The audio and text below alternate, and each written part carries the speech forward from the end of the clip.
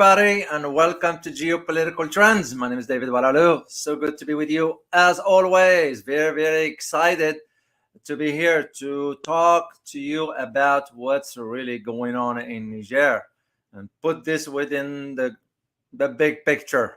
There are more than what meets the eye. Of course, Western media is a sort of spinning certain things for certain reasons, and I will disclose all this to you in this live stream here. But first, I'd like to say thank you as always to the channel's members and supporters, and I want to give a shout out to a new members. There's one here that's in my view CCM. Thank you very much for becoming a channel supporter. I also want to give a shout out to D Lamb.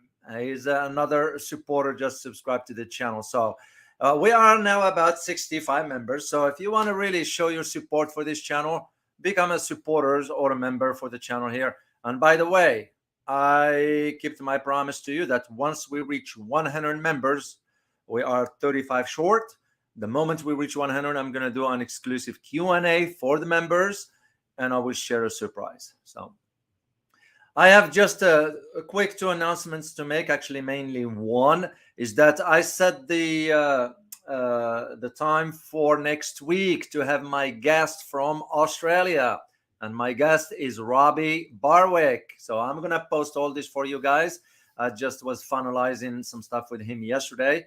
He's flying back from Canberra to Melbourne, and Robbie is someone you want to listen to what he has to say. So I look forward to that conversation. And also, I'm sure you guys saw the video that I released this morning about New Zealand.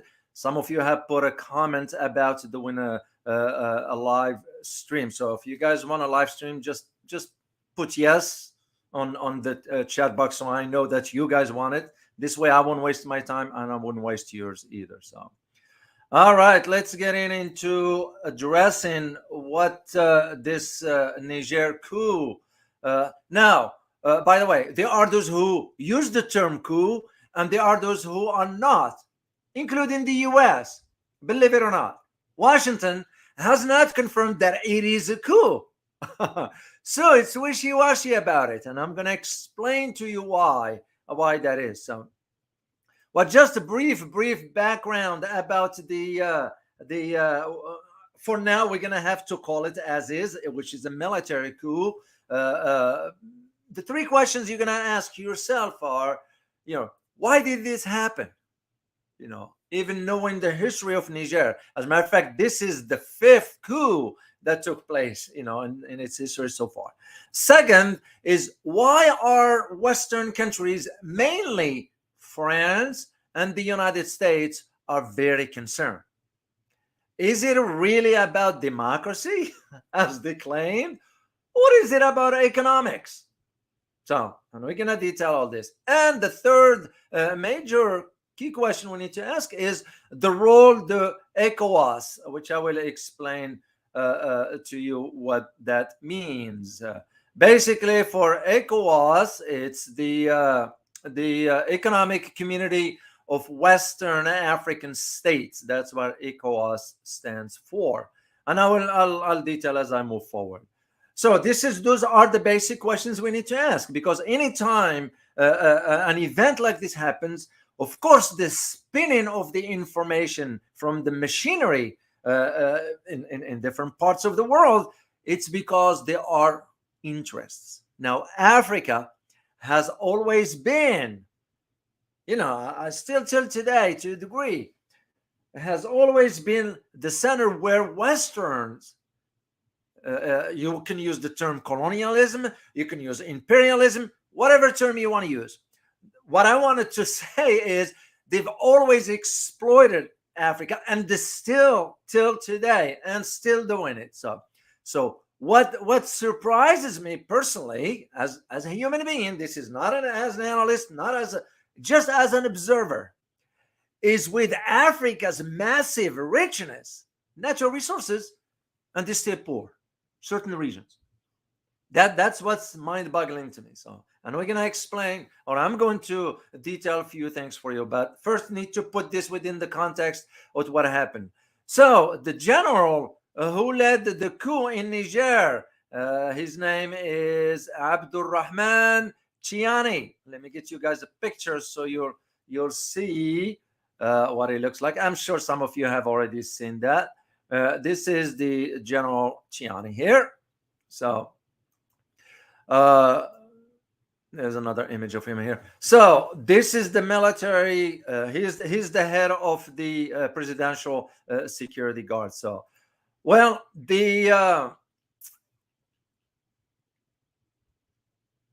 when he took over, on Friday, and asked, believe it or not, he went to the state television and asked for support from the nation and international partners.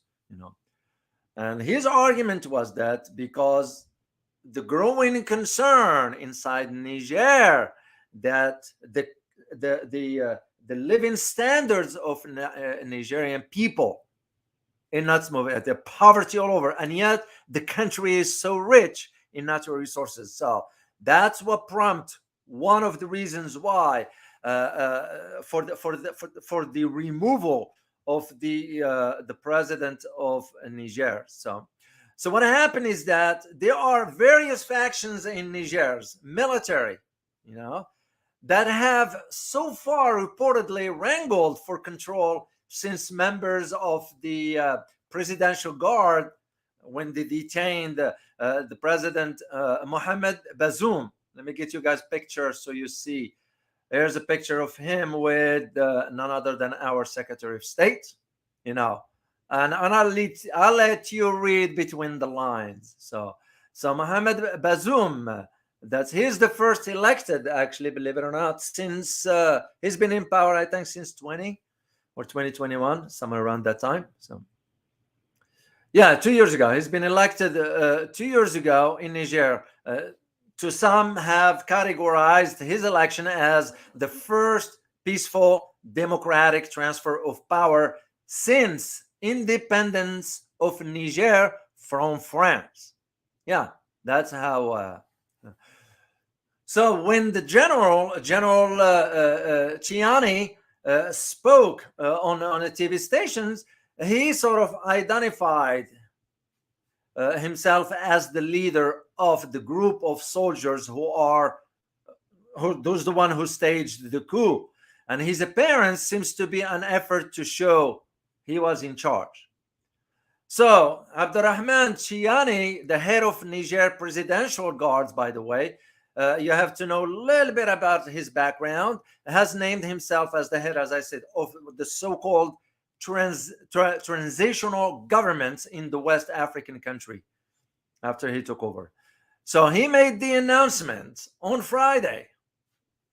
So on the state Iran TV. He's about 62 years of age, and the intervention, in his opinion, he sort of believes that it was necessary. Why it was necessary in his argument, and I put this in quote because I had to read his statements, and it caught my eye, so I decided to keep it for you guys so you hear it.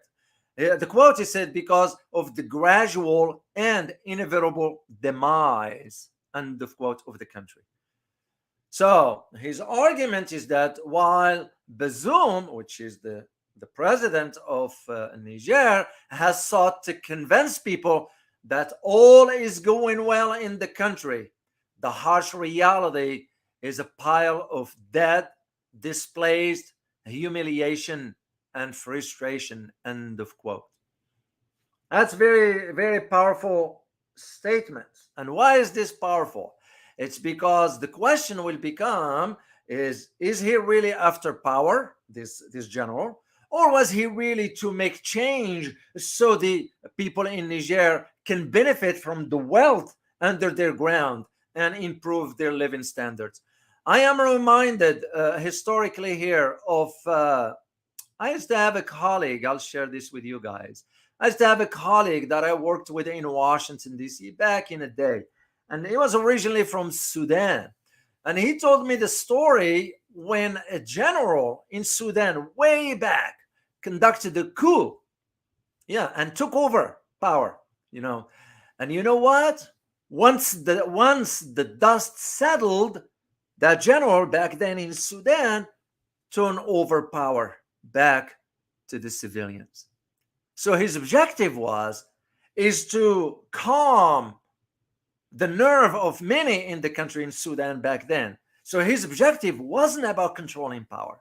So I'm like wondering, is this general in Niger might be doing the same because he is concerned where his country is headed. And he didn't see any changes from the pro-Western president, Bazoum, because Bazoum is pro-Western. And I'm going to share some stuff with you to know. And again, why not passing judgments here, guys? We just put in the facts on the table. So the security approach today has not, this is according to General Chiani, and I quote this, the security approach today has not brought security to the country despite heavy sacrifices. End of quote. So, of course, the General Chiani didn't mention the timeline when he will return power to civilians. And that makes you think and wonder. No.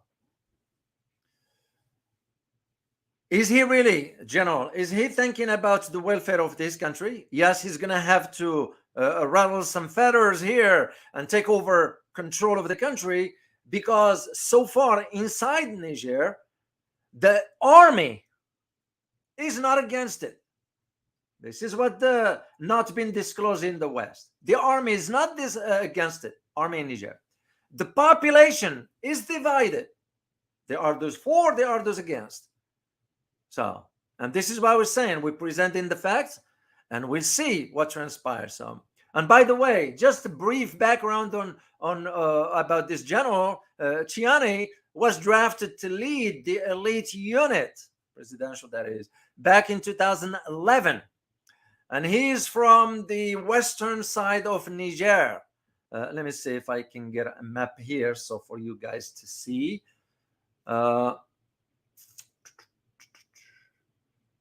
No, I don't have the exact one, but just he's from this part here. This is Niamey, the capital of Niger, and General Chiani is from this part of the western part of Niger here. From a tribe that is called the Tillaberi, or region, western region of Tillaberi, which is close to the borders with Mali. Why is this important for you to know? Because Mali and Burkina Faso just stated that they will come to the support of the new leadership in Niger if France intervenes. Because what happened in Mali recently? Mali kicked France out with the support of none other than the Russian Wagner. So you can just see how it's like a web of really, really major interests playing against each other. And I will try to decipher it for you here in this live stream so you at least have a perspective of what's going on. So General Chiani remains a close ally of a former president of Niger, Mahamadou Issoufou. That was way back. So, and now we need to think in terms, okay, if this is all taking place, what's in it for France? Why all of a sudden France is saying we're going to intervene militarily? Well, no, you can't intervene militarily because Niger is a sovereign state. So who the heck are you to just dictate the terms and say, I'm going to send my special ops and take over? You can't do that. And this is why Mali and Burkina Faso both stepped forward and said, we will support. As a matter of fact, there are other countries in Africa that they have expressed their support for the new leadership in Niger. So the question becomes is why France is interested in this? Well, of course, it's because economics. I'm going to share a link with you because I had to look for it and confirm it. First, I want to tell you that when you go to France right now, So I have family lives in France. So when you go to France, every light bulb, see those light bulbs that are in places in France and the whole country, where is that coming from? As far as the nuclear power plant that generates electricity, that uranium, where it's coming from? It's coming from Niger.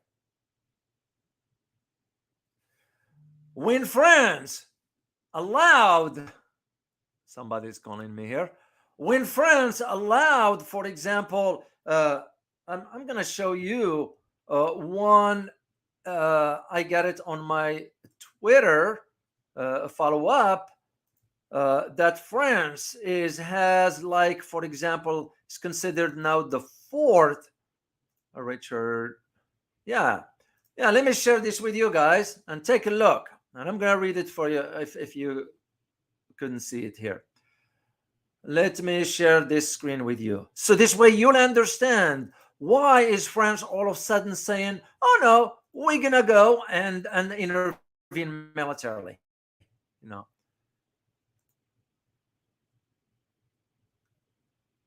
So here's what happened. France now is considered the fourth, the fourth largest gold reserves in the world with 2,436. No. Well, the question becomes is, does France have any gold mines in France? No. As one who's familiar with France, it doesn't.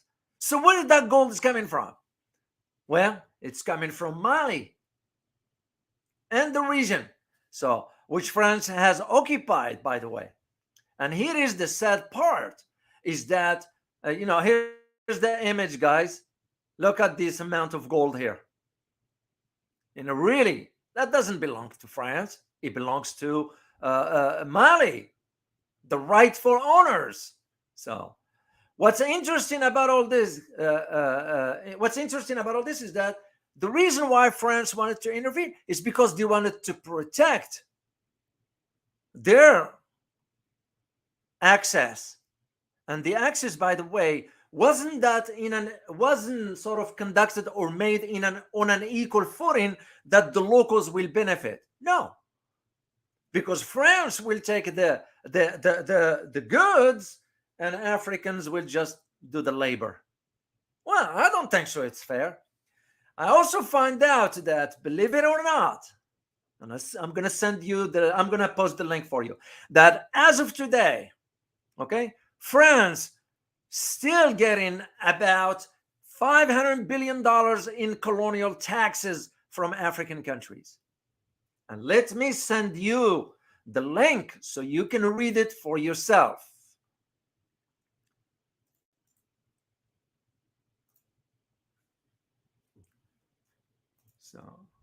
So it is mind-boggling. That's, to me, what was the copy. And here I'm going to send it to you guys, and you can read it yourself later on if you want, or read it now, whatever you like. Here is the link.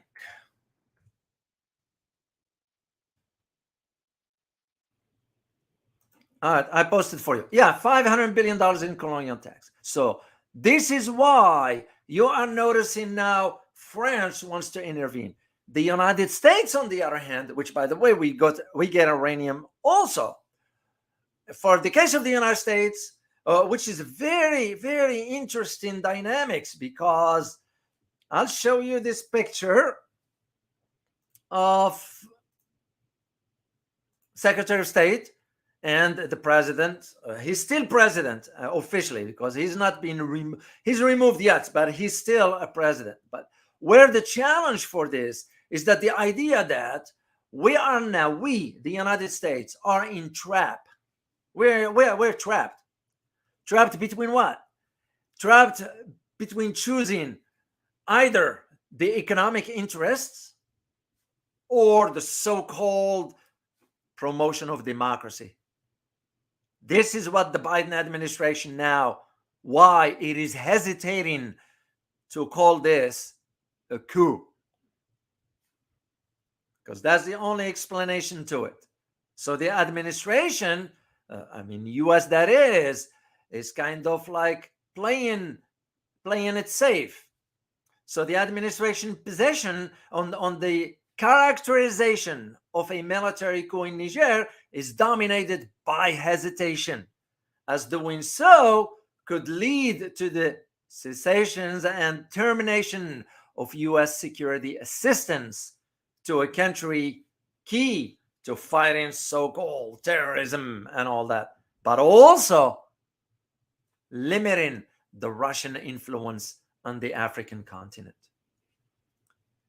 That's why I said, guys, a few weeks ago, Africa is also going to emerge and is already emerging as the new geopolitical battleground among major powers. So if you look at this map, right here, this is Niger, what it is. And all these countries around here, rich in natural resources. Even those two here, right here up north, Africa, Algeria and Libya. Oil. Look what's going on in Libya, because NATO went ahead and did what it did. So this is why, for us, the US administration, or the Biden administration, that is, was hesitating, because they are thinking in terms of, well, we're going to have to limit the Russians. No, it's about access to those natural resources. And yet, Africans, citizens from whatever part of the country, from whatever part of the continent they're not even benefiting from all this. This is what's surprising about this. So you also have another dimensions. So the reluctance now of the US to call it a coup is an example of President Biden's lack of foreign policy, because poor president doesn't even know what he's saying. You'll forgive him for that, because we're all going to get old one day. Some of us might be experiencing that decline in cognitive abilities. It's not a laughing matter. So we don't do that. You don't make fun of someone else's illness or health issues, whatever. It's not appropriate. But the decline is there. The cognitive decline for President Biden is there. So he's not aware. He's not able to make these decisions.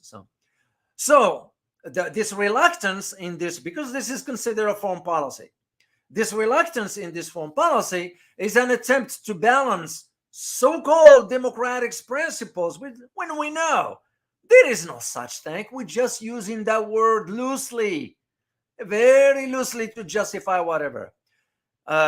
This on one hand, and also the harsh reality of a strategic reality of it. Because the strategic reality is access to natural resources, including rare earth minerals, which is going to be defining how the new global political order, or the geopolitical order, is going to be. Mind you that AI is going to be it is part of our existence. And whomever has access to rare earth minerals and dominate that will have a say into which direction things are going. We're already witnessing what's going on between the United States and China regarding the chip industry. You're looking right now what's going on in South Korea with Samsung. Yeah, you're looking right now what the CEO of TSMC in Taiwan is saying about the US sort of putting the plants in Arizona. He's not in favor of that. But Africa is rich in these natural resources. And this is where the hard reality that left the Biden administration confused as to what to call it. You call it a coup or not. So they're going to be playing wishy-washy. This is exactly the approach we were trying to do with New Zealand. That's why I released that video this morning, guys. For New Zealand. And New Zealand took stand. I admire Nyana. I admire her. She's, by the way, indigenous. That's why you see the mark on her chin. That's the tribes, the indigenous. She took stand. She has the courage to look at Secretary Blinken in his eyes and said, no, we're not going to sacrifice the welfare of our nation, because New Zealand also has a good economic trade with China. and they are seeing what's going on in Australia, and they're like, no. So Africa has the potentials for really, really turning things around economically. But it's, you look at countries like France, and this is nothing new. I'm not pointing fingers at France. No. Historically, you have to go back to the Portuguese, the Dutch, the Germans, the Belgian, the British, and the Americans, and the French, and the Spaniards, of course. So this is what's at the heart of it. It's a strategic reality, especially when it comes down to access to rare earth minerals and so forth. Then you got another, not a problem, I will call it, but another, what's the word I'm looking for? Another avenue, if I may use the term. Now you have the role of the ECOWAS. Well, ECOWAS is, as I mentioned earlier, is the economic community of Western African states known as ECOWAS. Let me show you guys a map so you know where ECOWAS is. This is the Western Africa. That's where most of those countries are part of the ECOWAS.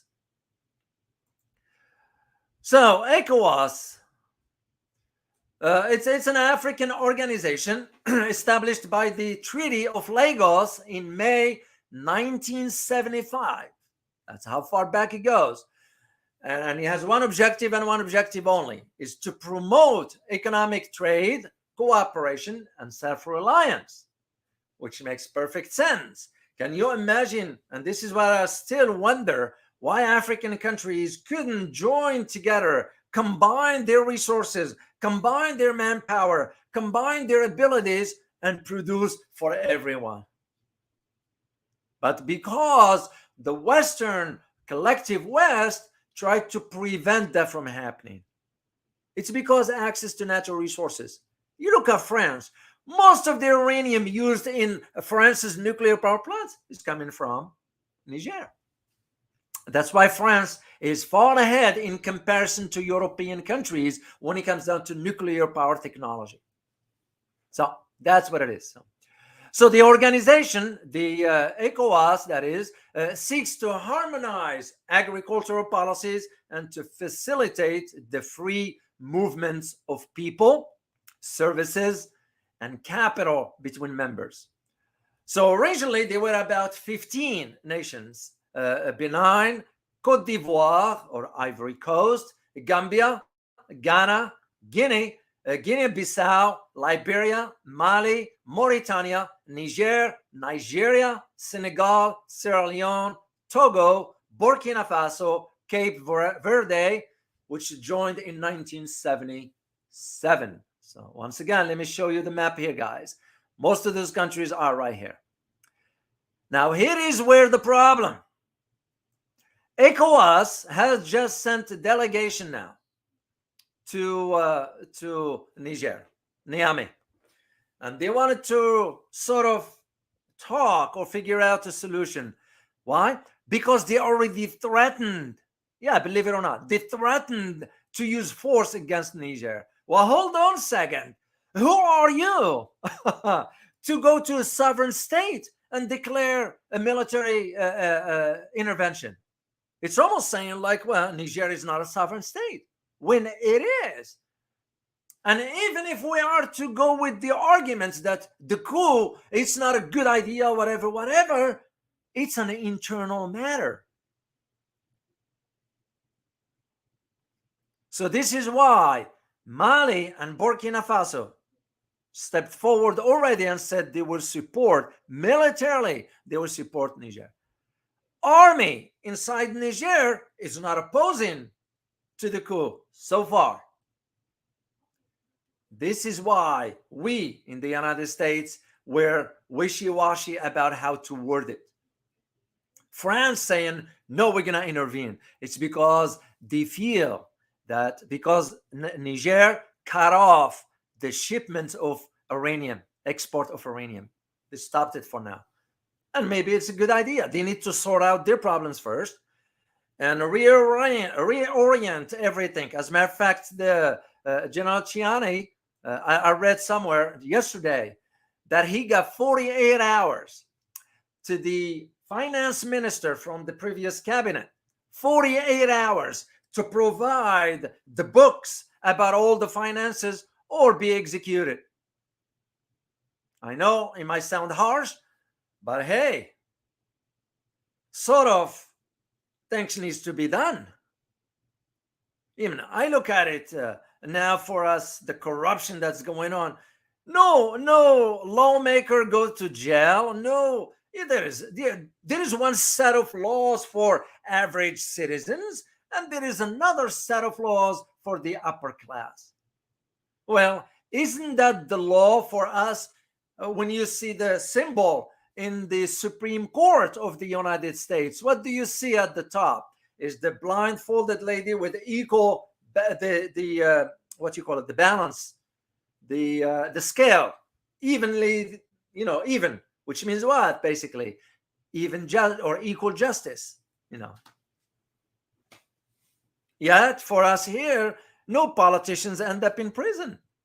Yes, he was one guy I remember from Ohio. His name was a congressman or senator. One I couldn't remember. His name was Trafficant.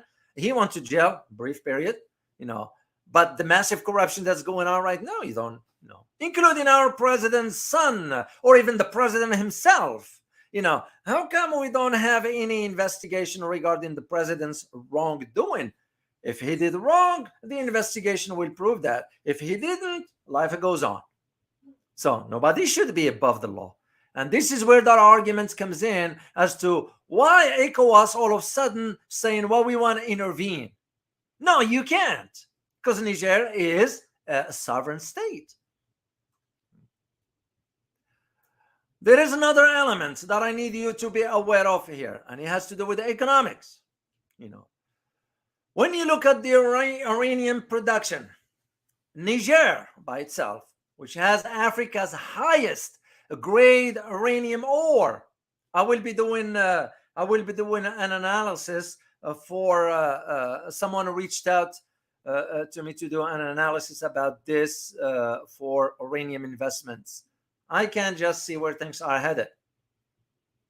It'll make more sense to now, because this is what France is so scared of or nervous about. Even for us in the United States, most Americans have no clue that we import about $1 billion worth of uranium from Russia. Yeah, you heard me. I don't want to say much because I'm keeping this for my analysis that I'm going to record for down the road soon. So in a few days. Yeah, surprising, right? So in Niger, it produces about 2,000 metric tons of uranium as of last year, which is about 5% of the world mining output. And this, by the way, I checked and fact-checked this info from two separate sources. This is from the World Nuclear Association, known as WNA. And I'll be happy to provide you. Let me provide you the link so you know where this information is coming from. Link, and I'm going to share it with you guys. And this is what I feel that the media, cherry picking about the information that justifies certain narrative, but refrain from disclosing the full picture. So the listener or the viewers end up getting half of the story. As a matter of fact, it was a survey was conducted by Gallup, and Gallup tends to have a good reputation. When I was doing my PhD dissertations and so forth, and I had to look at a variety of sources, because you have to. That's part of what PhD is all about. It's about research. And their recent research find out that when it comes down to here in the United States, the media, MSNBC is the only one that is about 50% accurate. Fox News is about 28%. CNN, I don't remember the number, but they're all bad. MSNBC came up with 50, which means what, guys? If you are an American watching TV and listening to the news, that means half of it is not accurate. So I take this example and apply it to this regarding an international matter. And the reason being, because this is why I said what I said a few weeks ago, that Africa will become the new geopolitical ring by which competition will become fierce among major powers because access to resources. So, and this is why understanding also on the economic front, it'll make perfect sense. So the other aspect of the economic is gold. You have to think about it this way also. The global sales, excuse me.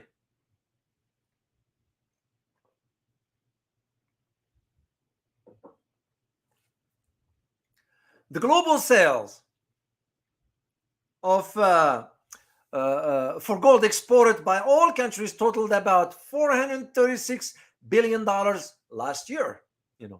That dollar amount resulted from a 45.2% gain in value since 2018. So why is this important? It's important to understand where the gold's coming from also. This is why France declared itself as the fourth reserve of gold in the world after Russia, China, and I don't remember the third one. So and again, you ask yourself where that gold's coming from for France. Africa. That's where it's coming from. So this is now the idea of understanding these dynamics within the bigger picture. So, and it behooves now the ECOWAS, the association, what do you call it? The Economic Community of Western African States to think twice about just spewing this kind of nonsense, because it's nonsense. And it begs the question, are they being told what to say? Because that's how I look at it. Why would you want to intervene militarily in another sovereign state? Yeah. And France you got 4 countries, I think, that Western evacuated their citizens. Now, the U.S. will be, we do have what we call, there is a term, and I think when I put the description for the video, I had to change it just to make it clear. I didn't want to use certain terminology that will confuse people. Some said, well, we already have troops in Niger. Yeah, a small presence there to begin with. But the troops are not there. They are what we call retrograded. Well, retrograded means when you just bringing back the already established force, 1,000 troops. That's what we had in Niger. So it begs the question, are we going to get involved militarily? Is it really about democracy, or is it about being concerned that now Wagner Group might be going now back to Mali, and he might even get involved in Niger? They're highly trained, highly skilled, and this is why Mali was able to kick out France, because with the help of Wagner. Let's not deny this one. There is also another aspect that I need to bring forth. I can confirm this one because I looked from different sources and I couldn't get a confirmation about it. But I will state it. That doesn't mean it's 100%. Is that there are some analyses that have been released suggesting that the coup was orchestrated by Russia.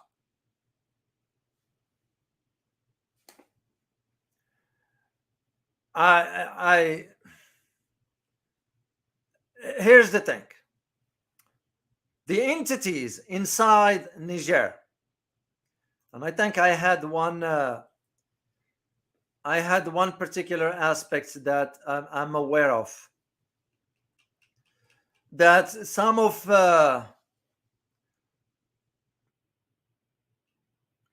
them were trained by the United States special forces. So we were having sort of we spend a lot of time training those elements. How far is it? That depends. So, and here's the thing: some regarding our presence there, because as I said earlier, you're looking at about 1,000 troops. So that we are service personnel in the country in Niger.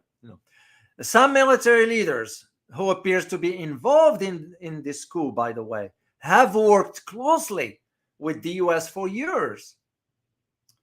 I can name one because I don't remember. General Musa Salau Barmo. He was the head of the Niger Special Forces. So has especially strong relationship with the US and other Western military alliances. So this is why if you are to read or hear the narrative, oh, was Russia behind the coup, you have to take a step back till you evaluate the information. That's why I wanted to share it with you. But I couldn't, for the record, I couldn't confirm that one. So, like I said earlier, guys, Niger is known for some countries in Africa. This is the norm there. So this is Niger's fifth coup that marks the fall of one of the last democratically elected government in the Sahel region. But mind you, if you are democratically elected and you can benefit the welfare of your people, what good that democracy is going to do to the people who are living in poverty? So that's just common sense question. So, and this is what prompted this military to kind of remove the guy, Bazoum, Mohamed Bazoum, remove him from power, and figure out whether the General Chiani will stay in power. I don't see that. I don't see that. If he has good intentions, he'll set the country on a good path and turn power over to the civilians, if that is what people want, because like we always say, guys, it's human nature. Power corrupts. And if you don't pay close attention to it, within yourself, then you don't, you can get sidetracked. So this is where I see the challenges lying ahead for Niger. But Niger, like other countries in the region, they are rich in natural resources, and their people needs to have a better life. They deserve better. That's just the way I see it. So, all right, let me see. First of all, if I shared everything with you, I think I did. Yeah, this is that's all those countries around. Yeah, they're very rich in natural resources. And this again, because France has a massive presence in Africa. It's colonial power. If they're still getting $500 billion in colonial tax, that's problematic. Very problematic, I would say. And this is why I don't think so. It's over for France. It's over in Africa. And it's frankly so. It's about time. Any colonial powers. It's about time. And this is again where I see the trends. I pay close attention to that stuff. Still, this will not dissuade me from saying that, now the attention about the geopolitical is going to shift to Africa from Asia. No, it won't. Asia will still remain. And this is why I'm thinking of doing, what do you guys think? You want me to do a live stream on New Zealand as to really why he made that decision? Just leave me an answer on the chat box and I will be happy to take a look at it. So, because I just see the dynamics of what's going on in Asia and what lies ahead for that country. So yeah, it's mind-boggling that African countries still paying the tax, colonial tax. No, and as I always say, if those Western countries are guided by moral ethics, by principles, then return the stolen gold to the rightful owner. Britain, during the Queen, when she was alive, if you all guys only know the atrocities United Kingdom committed in Africa, or in Southeast Asia, but we're talking about Africa right now. So if UK wants to do the right thing, then return the stolen gold to the rightful owners in Africa, in India, and in Venezuela. So France, we need to do the same. Belgium needs to do the same. The Dutch needs to do the same. Portuguese needs to do the same. So even for us, it's kind of, or you trade with these countries in a fair manner, justly, fairly, and squarely, that is. So, you don't exploit the labor market there. You're paying them $1 a day for 12 hours. That's, to me, an abuse. It's fascinating what people can do for money. Agreed. Because it blinds it blinds your heart. You don't think sensibly anymore because you're blinded. You can't see anymore. To me, that's the right thing to do. If those countries are claiming these principles of rule of law and democracy and so forth, we all know it's nothing but a bravado.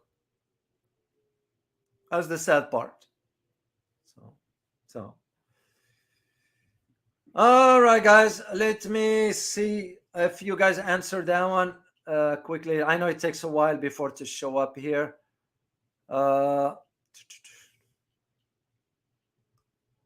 Yeah, and I'll see how the weekend goes, and if it is, I will do the about New Zealand, because you're absolutely correct, TNT. You're absolutely correct. New Zealand has such a small country, is a small country, but had some balls to take you admire them. It takes courage. It takes courage and determination when it matters. This is why I believe, we use the term leader so loosely, but when a leader is tested, they back down. Look at the Europeans. Look at Olaf Scholz, the Chancellor of Germany. When it matters, he couldn't take stand. You look at the Prime Minister dictator Trudeau. You look at the Prime Minister incompetent Albo of Australia. You look at the incompetent Fumio Kishida of Japan. You look at the President of South Korea. You look at even the Marcos Jr., incompetent, a weak leader. New Zealand showed, Naniana showed courage. She showed courage. You admire someone. Yes, she knew what she's getting into. There will be some. That's why I ended the video with the question: will the United States respect the wishes of New Zealand, or will it foment tensions through its proxies? It's a reality. So, well, at least I wanted to put this in a bigger context for you guys to have an understanding, because you're gonna be reading more and more. And yes, when you take the whole continent of Africa of 54 countries, you look at just the recent meeting or the summit between Russia and Africa, 49 out of 54 attended. That speaks volume. And this is why I said Africa is going to turn into the geopolitical ring where the competition is going to get fierce among the major powers. And which major powers are we talking about? France? No. We're talking about the United States. We're talking about Russia. And we're talking about China. That's about it. So, all right, guys. Let me see if there is one question. I'll take one question. And by the way, if this is your... Oh, there is one question. I saw it right here. Where is it? I just saw Q. It says question. And by the way, guys, if this is your first time here, please make sure to subscribe. I would really appreciate it. Your support. Without your support... Oh, TNT, thank you so much, man. I appreciate it. Thank you, Dr. Dave, for highlighting my comment. You always provide great content that is up to date. You are most welcome. And I can't thank you enough, TNT, for your continued support. TNT's been with me here for a while. I can't thank you enough, man, for your support. It means a lot. So, yeah, guys, if this is your first time landing here, please make sure to subscribe, because that's the only way I can grow this channel. And if you really want to show your support to the channel, become a member of the channel here. So I'm by myself here, by the way. I don't have some funding for all this, and it takes me time. It really takes me time to do the research, as I told you last time, and I don't shy away from it. I gave up a full-time teaching position just to do this. Why? Because I believe in it. And if sometimes you believe and your heart is in something, go for it. This is what my instinct is telling me. So I believe in this. I believe in you guys, and I count on your support. That's the bottom line to it. So once again, thank you so much, TNT. Truly appreciate it. Let me see if there is a quick question from you guys here. I'll take one and I'll move on because I have to go prepare one video for you that is very... David K, thank you very much. Dr. Walalu is spoiling us with all this content. Thank you, Dr. Walalu. You are most welcome. I know it's a special content, if I may. I'm not bragging. It's my background, and I want you guys to get the best information. You arm yourself with knowledge. That is what's important. You arm yourself with knowledge. This way you won't be swayed or persuaded by misinformation just because it sounds good or it looks good in the images, whatever. No, you will be aiming at the content. Why? Because you've developed critical thinking by which you can analyze and see the information. So you're most welcome, David K. Truly appreciate it. And yeah, I do spend a lot of time here.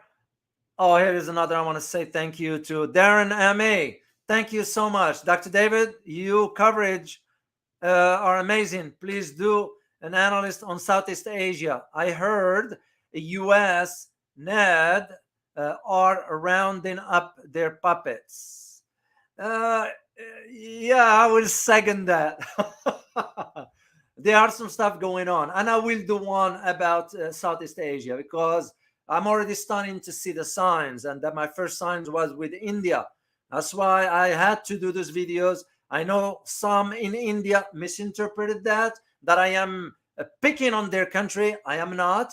As a matter of fact, I did reach out to an analyst inside India, well known, without disclosing the name, well known, a PhD guy. He knows what he's talking about.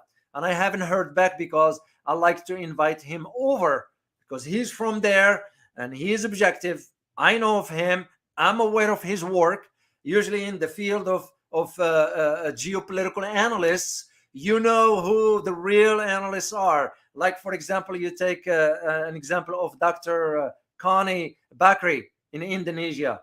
She knows what she's talking about. So analysts know who their colleagues are per se, even though we might not know each other personally, but we know of each other. So thank you so much, and I will do that one. You have my word on that. So let me see elsewhere. Atin Wu, good to see you, Atin Wu. As always, you know. Harry, good to have you here again. The Netherlands is the best lab dog. You are absolutely correct. Because look now what happened when Netherlands decided to stop selling equipment, the ASML, the equipments for the chips to China. Look now what's happening to them. You know, you don't hear much about it. The government had to collapse. Their prime minister, Mark, had to resign, even though he resigned because he has another agenda in mind. He's aiming at Ursula von der Leyen position because she's going to move and aim for the NATO position. It's all about them power. That's why they are corrupted. And to me, I have to provide you the information so you'll be well armed to know what's going on. So and thank you again, Harry, for your continued support. So truly appreciate it. Jack, I'll take a question from Jack Robert here. Question: Russia and China next going to help Burkina Faso, Zimbabwe, Mali, Somalia, the Central African Republic and Eritrea, the same nations Russia gave free wheat Two, you're absolutely correct. They are going a little long that Russia also forgave $20 billion of African debt. Yeah. So that tells me what? It tells me that the sanctions imposed by the West are not working. If Russia is giving free wheat, and as a matter of fact, now I even read, where did I read that one country now stop exporting rice? I think India, if I'm not mistaken. So yeah, and this is why Burkina Faso and Mali moved forward and stated that they would be willing to support Niger militarily if France launched an attack or the ECOWAS intervened militarily. And it could become a wider one. Wagner is on its way, based on my resources, or my sources rather. It's on its way. So this is why that's why for us, the United States, we had to be very careful how to word it. A military coup or not? That's what's interesting about it. Tony, good to see you, Tony. How about inviting David P. Goldman on your program to talk to the tech side? I have someone in mind already, and I'm going to reach out to him. He knows about this, the world of the tech, the fintech, and all the stuff. And as a matter of fact, he's headquartered. He resides in Shanghai. So I will do that. I have to coordinate the timing.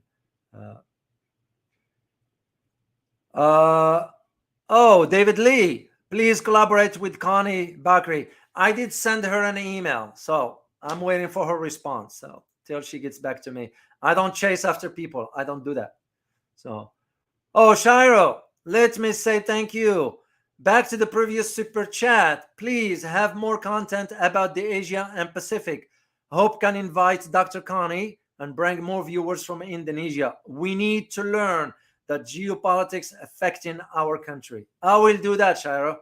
I will do that. And this is why I'm leaning more towards, and I will do it for a live stream on New Zealand, what it did. Then I'll kind of put an analysis together for you about Southeast Asia with the focus on Indonesia and Malaysia.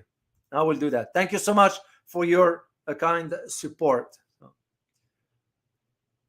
All right, guys, I'm gonna have to go because I have an interview in Washington, D.C. that I have to attend to. So as always, guys, I hope you find this content very useful and informative. And please, once again, please subscribe to this channel if you have not done so. I would really appreciate it.